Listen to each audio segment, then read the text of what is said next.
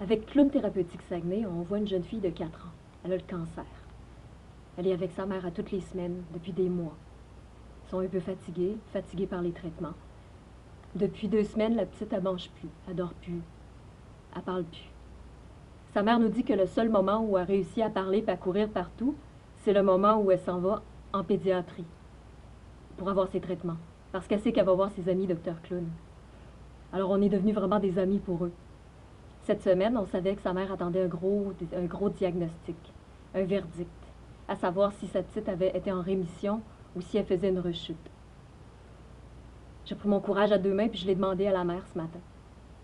Comment ça allait? Est-ce qu'elle avait eu sa réponse? Puis sa mère, elle nous a dit que la réponse était positive. On s'est sauté dans les bras, puis sa mère, elle m'a pleuré dans les bras parce qu'elle était vraiment contente. Puis qu'il n'y avait vraiment personne autour avec qui elle pouvait partager ça. Alors, ça a été un super de beau moment. Puis le Kiwanis nous permet de faire ces actions-là.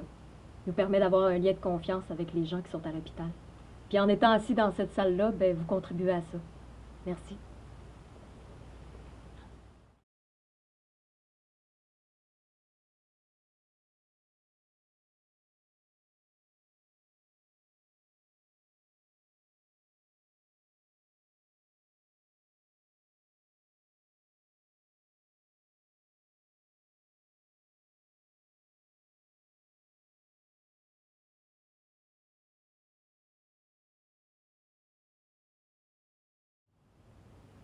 Donc, l'histoire que je vais vous raconter, c'est l'histoire d'une jeune fille de 12 ans qui fréquente depuis quelque temps le secteur intervention du Patro.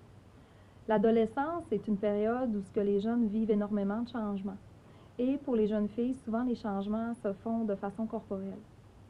Cette jeune-là vit avec son père et n'a pas nécessairement un bon lien avec lui. N'a pas nécessairement non plus de figure maternelle proche d'elle, outre la travailleuse de rue qui, depuis quelque temps, sont en train de développer un bon lien de confiance. Un soir, la travailleuse de rue a décidé d'aller faire du shopping, en fait, avec la jeune, parce que on sentait depuis un certain temps que la jeune vivait très mal. Les changements corporels qu'elle vivait étaient de plus en plus refermés sur elle-même. Donc, la travailleuse de rue est partie faire ce que toute bonne mère de famille dans un milieu dit stable aurait fait, et c'était d'aller acheter des sous-vêtements féminins. C'est un exemple qui peut paraître banal. C'est un exemple qui, dans la plupart des familles, aurait semblé anodin et se serait fait tout naturellement. Mais dans la vie de cette jeune-là, ça a eu un impact qui a été capital.